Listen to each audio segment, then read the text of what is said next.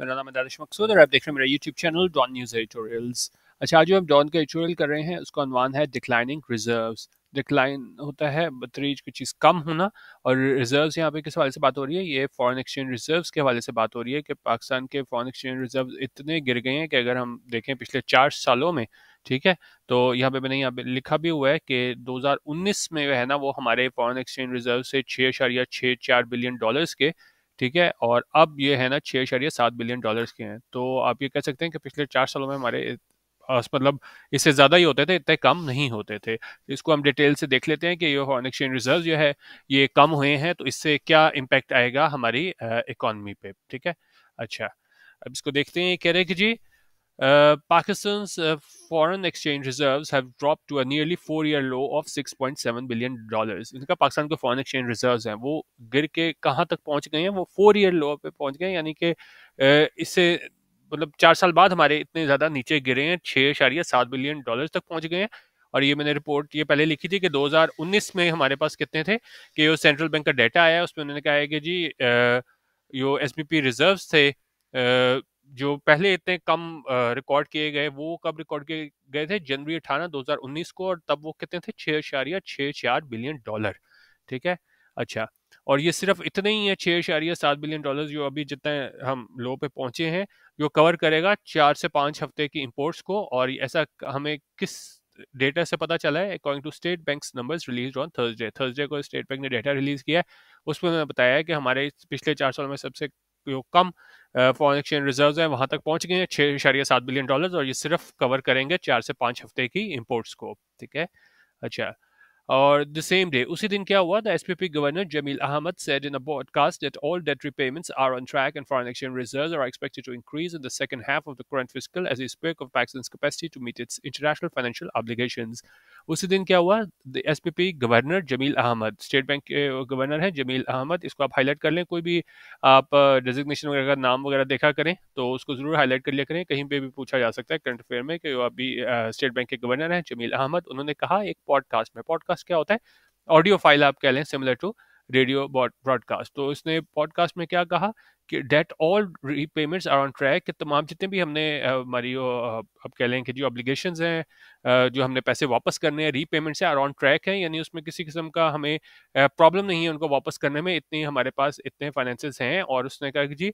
Foreign exchange reserves are expected to increase in the second half of the current fiscal, और साथ ही उसने ये भी कहा कि फॉरेन एक्सचेंज रिजर्व्स हैं, ऐसी उम्मीद की जाती है कि वो बढ़ेंगे, इंक्रीज होंगे। जो सेकंड हाफ है करंट फिस्कल का, जो मौजूदा माली साल का जो सेकंड हाफ है, उसमें क्या है,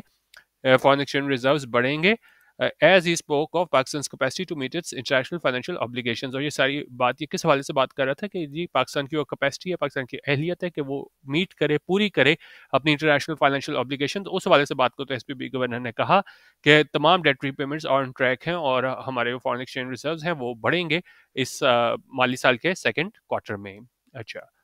अब ये सारा कुछ क्यों वो उसको जमील अहमद को आके सारा कुछ बोलना पड़ा कि भाई ठीक है, हमारे सबसे कम है पिछले 4 सालों में हमारे फॉरेन एक्सचेंज रिजर्व्स, लेकिन फिर भी हमारी जो ऑब्लिगेशंस, इंटरनेशनल ऑब्लिगेशंस, उसको हम पूरा कर लेंगे, उसमें कोई खतरा नहीं है। उसको ये आके बयान क्यों देना पड़ा, अब ये इस चीज़ को यहाँ पे इस पैराग्राफ में डिस्कस कर रहा है।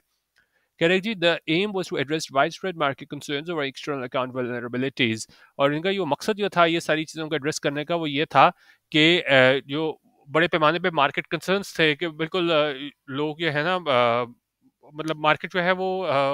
काफ़ी ज़्यादा स्पेकुलेट कर रही थी कि भाई क्या पाकिस्तान डिफॉल्ट तो नहीं डिफॉल्ट की तरफ तो नहीं जा रहा, पाकिस्तान जो है ना अपनी ऑब्लिगेशंस पूरा कर सकेगा कि नहीं। तो उस चीज़ को टैकल करने के लिए जो है ना, इसको आके बयान देना पड़ा कि हमारी वो एक्सटर्नल अकाउंट वल्नरेबिलिटीज़ है, ऐसा कुछ नहीं है, और हम जो भी हमने पैसे देने हैं, जो हमारी ऑब्लिगेशंस है, उसको हम पूरा कर लेंगे। और उन्होंने कहा जी, with net foreign reserves held by commercial banks at $5.87 billion, Pakistan's total liquid of foreign reserves are now nearly $12.6 billion. उन्होंने कहा कि जो हमारी जो नेट फॉरेन रिजर्व्स हैं जो कमर्शियल बैंक के पास हैं वो कितने हैं, इन जो डेटा आया करें उसको हाईलाइट कर लिया करें, जो हमारे पास नेट फॉरेन रिजर्व्स हैं कमर्शियल बैंक्स के पास, वो $5.87 बिलियन हैं, और पाकिस्तान का जो टोटल लिक्विड फॉरेन रिजर्व्स हैं वो कितने हैं, वो हैं तकरीबन $12.6 बिलियन, ठीक है। अच्छा, अब इतना जो नीचे गए हैं हमारे फॉरेन एक्सचेंज रिजर्व्स, इसके क्या रीजन दिया है स्टेट बैंक ने, उसको हम देखते हैं। कह रहे थे SPP attributed the drop to the $1 billion payment it made against a maturity of सकूक बॉन्ड्स। उन्होंने कहा एट्रीब्यूट करना है, आप किसी चीज़ को बताओगे भाई ऐसा हुआ है तो किस वजह से हुआ है। तो एसबीपी ने एट्रीब्यूट किया, उन्होंने बताया कि ये ड्रॉप हुआ है, ये कमी हुई है, वो किस वजह से हुई है।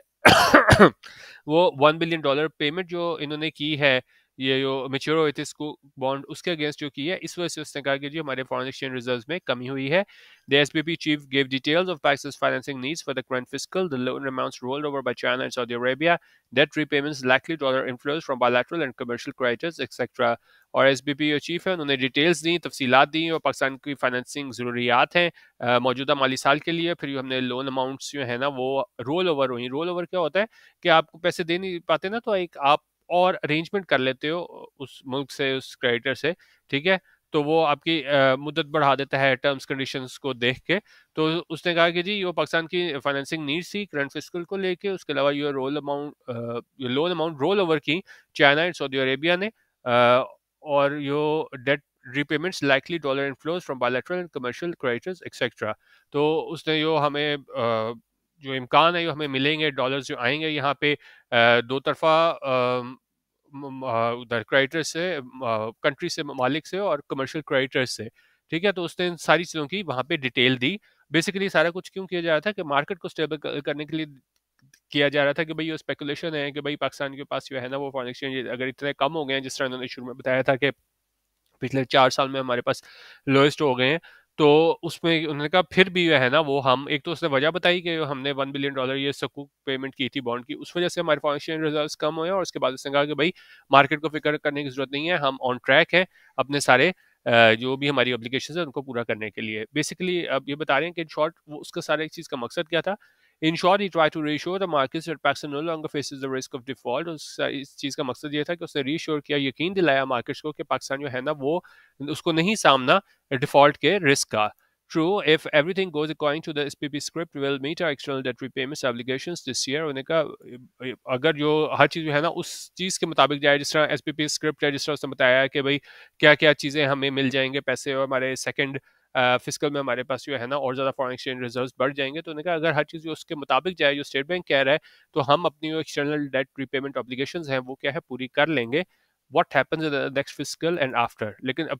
सबसे बड़ा सवाल ये पूछ रहा है कि अच्छा भाई इस दफा तो इसने कह दिया कि इतने कम फॉरेन एक्सचेंज रिजर्व होने के बाद भी हम अपनी ऑब्लिगेशन पूरी कर लेंगे, लेकिन उन्होंने कहा क्या होगा अगले माली साल में एंड आफ्टर और उसके बाद। क्योंकि आप टेम्प्रेरी तौर पे तो आप चीज़ें हल कर लेते हो, लेकिन क्या है आपको अगर मईशत को स्टेबल रखना है तो आपको ऐसे इकदाम उठाने पड़ेंगे जो क्या है सस्टेनेबल भी हों। तो इसलिए वो सवाल पूछ रहा है कि अच्छा इस साल जिस तरह भी आप कर लेंगे, अगले साल और उससे अगले साल क्या करेंगे। अब मैंने कहा जी the economy may not be facing the risk of imminent default, but it now depends heavily on the liabilities of friendly countries for survival। उन्होंने कहा जो हमारी मैशियत है वो हो सकता है कि जी इमिनेंट डिफॉल्ट रिस्क ना, इमिनेंट होता है बिल्कुल होने को हो, ठीक है। तो उन्होंने कहा हो सकता है कि बिल्कुल फॉरेन डिफॉल्ट रिस्क होने को ना हो, लेकिन अब ये सारा डिपेंड करता है बड़े पैमाने पे जो लार्जीज है। लार्जीज क्या होता है कि willingness to give money to poor people by rich people. मतलब बेसिकली हमें बात कर रहे हैं कि जो दूसरे अमीर ममालिक हैं वो पाकिस्तान को पैसे देते हैं कि नहीं, वो सारा चीज़ें उस चीज़ पे डिपेंड करता है। जो हमारे फ्रेंडली कंट्रीज हैं वो क्या हमें पैसे देते हैं कि नहीं फॉर सर्वाइवल, ताकि हमारा जो है ना इकोनॉमिकली जिंदा रहने के लिए। The amount of dollars we have in the kitty and the sum we are expecting in loans or deposits over the next few months are no longer relevant। उन्होंने कहा जो अमाउंट ऑफ डॉलर्स जो है ना जो हमारे पास अभी हैं और जो सम हम एक्सपेक्ट कर रहे हैं कि लोन और डिपॉजिट की फॉर्म में हमें अगले कुछ महीनों में मिलेगा, वो रेलिवेंट नहीं है। बेसिकली क्या कह रहे हैं कि जो चीज़ डिपेंड करेगी वही करेगी, वो हमारे फ्रेंडली कंट्रीज से जो है ना वो हमें पैसे मिलते हैं कि नहीं, ठीक है। अच्छा, and again, that we still have reserves equivalent to a month of imports is because our friends are not asking us to return their deposits, what's around $10 billion। और उन्होंने कहा कि अभी जो हमारे पास जो है ना वो रिजर्व्स हैं एक है वो किसके बराबर, ये 1 महीने के इंपोर्ट्स के बराबर है। वो इस वजह से हैं कि हमारे फ्रेंड्स हैं वो पैसे मांग नहीं रहे अपने डिपॉजिट्स, और वो डिपॉजिट्स कितने हैं, वो हैं यहाँ पे हमारे पास $10 बिलियन के, ठीक है। Also, we have placed stringent curbs on foreign purchases to curtail import expenditure। और उसके अलावा ने कहा कि जी हमने प्लेस किए हैं स्ट्रिंजेंट कर्ब्स। स्ट्रिंजेंट होता है कुछ सख्त कंडीशन हमें लगाई हुई हैं फॉरेन परचेजेस पे, ताकि कर्टेल किया जा सके, कम किया जा सके, लिमिट लगाई जा सके जो इम्पोर्ट एक्सपेंडिचर है उसको। अच्छा, नॉट ओनली दैट, उन्होंने कहा सिर्फ ये नहीं, the central bank has made the repatriation of dividends and other earnings of foreign firms near impossible in order to prevent its reserves from disappearing. और उन्होंने कहा जो सेंट्रल बैंक का स्टेट बैंक है उसने रिपैट्रिएशन है। रिपैट्रिएशन क्या होता है? रिपैट्रिएशन होता है कि जब आप पैसे भेजते हो अपने मुल्क में, ठीक है, तो उसने योर पैट्रिएशन को जो है ना वो डिविडेंड को, क्योंकि ज़ाहिर है यहाँ से कंपनीज पैसे कमाती हैं और फिर डिविडेंड्स की फॉर्म में बाहर भेजती हैं, तो उसने जो सेंट्रल बैंक ने जो है ना वो बिल्कुल उसको इम्पॉसिबल बना दी है कि पैसे यहाँ से बाहर जाएं, ताकि रोका जा सके इसके रिजर्व्स को डिसअपियर होने से, कम होने से। ठीक है, तो मतलब ये तरीका यूज़ कर रही है स्टेट बैंक के रिजर्व्स जो हैं वो कम ना हों। अच्छा, अब ये बढ़िया काफ़ी खबरों में था, यकीनन आपने पढ़ा होगा आईआटा की एक न्यूज़ थी, उसके मुताबिक क्या था, न्यूज़ बेसिकली ये थी, मैंने न्यूज़ मेंशन की हुई है, डॉन से ही ली है, कि पाकिस्तान ने ब्लॉक किया था तकरीबन 225 मिलियन डॉलर किसके, एयरलाइंस के ड्यूज के, और becoming one of the top countries restricting the industry from repatriating funds, the global airline association IATA said on Wednesday. अच्छा, तो उन्होंने कहा ये जो एयरलाइन एसोसिएशन है, ग्लोबल एयरलाइन एसोसिएशन आयाटा, उसने वेडनेसडे क्या कहा कि जी पाकिस्तान ने 225 मिलियन डॉलर जो है ना एयरलाइंस के ड्यूज जो है ना वो रोके हुए हैं, क्या करने के लिए,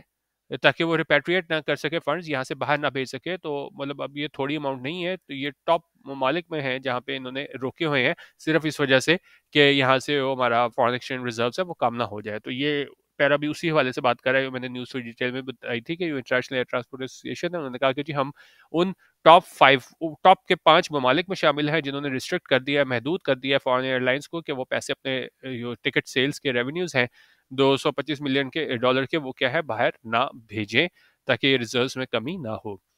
The unfortunate thing is that we as a nation are not ready to accept the reality and continue to live beyond our means. उन्होंने कहा यो बदकिस्मती की बात यह है, वो ये है कि हम एक नेशन के तौर पे है ना वो तैयार नहीं है एक्सेप्ट करने के लिए, कबूल करने के लिए रियलिटी की हकीकत को, and continue to live beyond our means, और हम क्या है जारी रखे हुए हैं अपनी ज़िंदगी गुजारना, to live beyond our means. Live beyond our means का मतलब होता है कि आप अपनी ज़रूरत से ज़्यादा जो है ना वो स्पेंड कर रहे हो। उन्होंने कहा जी political compulsions mean that the government has its head buried in the sand. अच्छा, पॉलिटिकल कंपल्शंस क्या आ जाती हैं कि अब देखें हुकूमत भी नहीं चाहेगी आखिरी साल आपका इलेक्शन का चाह रहा है, कोई ऐसे स्टेप्स ले जिसकी वजह से है ना लोग आपके खिलाफ हो, आपके वोट बैंक मुतासर हो, तो इस वजह से उन्होंने कहा इसका मतलब यह है कि गवर्नमेंट ने अपना हेड जो है वो क्या हुआ है, बैरी किया हुआ है सैंड में। बैरी इन दिस हेड को,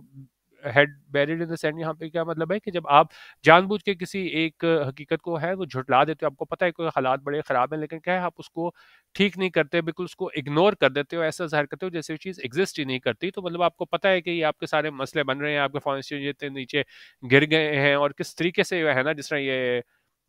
आयाटा की बात आ गई, और उसके बाद जो डिविडेंड है उनको हमने उसको बड़ा मुश्किल बना दिया है बाहर भेजना पैसों को, ताकि डॉलर रिजर्व्स को है ना यहाँ पे बचा के रखा जा सके। तो उन्होंने कहा कि जी पॉलिटिकल कंपल्शन की वजह से हुकूमत जो है ना वो बिल्कुल इसको डेलिबरेटली जानबूझ के नज़रअंदाज कर रही है इसको, वहाँ इसलिए यहाँ पे ये इडियम यूज हुआ है,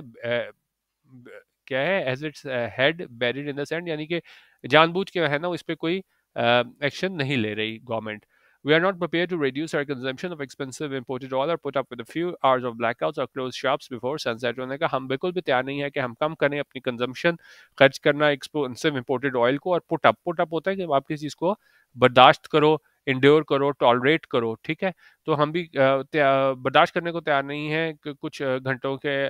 ब्लैकआउट, लोड शेडिंग और क्लोज शॉप्स बिफोर सनसेट, और उसके सनसेट से पहले ना, सूरज ग्रुब होने से पहले हम क्या है शॉप्स क्लोज करने को तैयार नहीं हैं। अच्छा, अब लास्ट पैराग्राफ में कह रहा है unless authorities give a realistic picture of the economy without sugarcoating any aspect, how can they ask citizens to tighten their belts। उन्होंने कहा कि जब तक अथॉरिटीज है ना वो बताएगी नहीं एक हकीकी पिक्चर, एक हकीकी कहानी इकॉनमी की, मईशत की, without sugar coating any aspect, कि आप क्या है किसी पहलू को भी शुगर कोट ना करो। शुगर कोट क्या होता है, कोई कोई ख़राब सूरत हाल हो और आप उसको कहो नहीं नहीं नहीं ठीक है, आप इस तरह करने की कोशिश करो कि चीज़ वो ख़राब हो, लेकिन उसको क्या है आप अच्छा बयान करने की कोशिश करो। तो उन्होंने कहा जब तक जो अथॉरिटीज़ हैं वो जब बताएगी नहीं सही सूरत हाल मईशत की, और क्या है बगैर कोई शुगर कोट किए एनी एस्पेक्ट, आप यो है यो मुश्किलात हैं, यो प्रॉब्लम है, जब तक अब आप शहरियों को बताओगे नहीं, how can they ask citizens to tighten the belt. वो किस तरह अपने सिटीजंस को कह सकते हैं, शहरियों का कह सकते हैं to tighten the belt. Tighten one's belt का मतलब होता है कि जब आप अपना एक्सपेंडिचर कम करो, ठीक है, क्योंकि ज़ाहिर है मईशत को अगर आपने थोड़ा यहाँ पे स्टेबल करना है, तो आप थोड़े इस तरह कहें कि जी इसको सिमिलर हम कह सकते हैं कि अपने अखराजात को कम करो। तो उनका जब तक अथॉरिटी है ना वो सही सूरत हाल बताएगी नहीं अपने शहरियों को, तो वो किस तरह उन्हें कहेगी कि आप अपने एक्सपेंसेस हैं उनको कम करें। Instead of telling the IMF for telling us to put our house in order, अच्छा पुट हाउस इन ऑर्डर का मतलब होता है कि जब अपनी इस्लाहत लाओ, अपने जो भी मामलात हैं उनको ठीक करो। आपने इसाक डार का सुना होगा, उसने कहा भाई आईएमएफ किस तरह हमें चैलेंज दे सकता है, तो उस हवाले से यहाँ पे बात करें बजाय इसके कि हम चैलेंज करें आईएमएफ को कि भाई उसने हमें क्यों कहा है कि हम अपनी इस्लाहत करें, हम अपने मसाइल का हल करें। उन्होंने कहा ये करने के बजाय हमें क्या करना चाहिए, we must take a hard look at our situation. उन्होंने कहा हमें अपनी सूरत हाल पे गौर करना चाहिए and brace for painful adjustments. Brace का मतलब होता है अपने आप को तैयार करना, और खासतौर पे किसी मुश्किल और बुरी चीज़ के लिए। तो उन्होंने कहा हमको ब्रेस फॉर करना पड़ेगा, बर्दाश्त करना पड़ेगा पेनफुल एडजस्टमेंट, क्योंकि ज़ाहिर है जब हमें इस तरह की इसमें इकोनॉमी को हमने स्टेबल बनाना है तो हमें ऐसे स्टेप्स लेने पड़ेंगे, तो जहाँ पे जो है ना वो हमें ऐसी पेनफुल एडजस्टमेंट करनी पड़ेगी। उन्होंने कहा उसके लिए हमें तैयार रहना पड़ेगा, लेकिन इसके लिए अथॉरिटीज़ को जो है वो सिटीजन्स को एक क्लियर पिक्चर बतानी पड़ेगी बगैर शुगर कोटिंग के। There is no easy way out of the current economic mess. उन्होंने कहा कोई भी आसान रास्ता नहीं है इस सारी जो मौजूदा माशी मैस है, ये सारी मुश्किलात हैं, जो आप कह सकते हैं एक अनप्लेजेंट स्टेट और कंडीशन है मईशत की, उससे निकलने का उनका कोई भी आसान रास्ता नहीं है। ठीक है, तो ये हमारा आज का एडिटोरियल था डिक्लाइनिंग रिजर्व्स, जिसमें उनका पाकिस्तान की मईशत के हवाले से बात की गई थी कि कितने ज़्यादा मतलब 4 साल पिछले ये 2019 में हमारा 6.64 बिलियन डॉलर थे फॉरेन एक्सचेंज रिजर्व्स के, और अब हमारे पास 6.7 बिलियन डॉलर है। यहाँ से अंदाजा लगा सकते हैं कि हम किस कदर माशी तौर पे मुश्किलात का शिकार हैं। ये था आज का एडिटोरियल। अब बाकी अगर आपने हमारा एडिटोरियल व्हाट्सएप ग्रुप ज्वाइन करना हो जहाँ डेली एडिटोरियल वीडियो शेयर होती है, तो 0312 419 1070 यहाँ पे व्हाट्सएप करके सैम्पल मटेरियल हासिल कर सकते हैं। वीडियो देखने का बहुत शुक्रिया। अल्लाह हाफिज़। पाकिस्तान जिंदाबाद।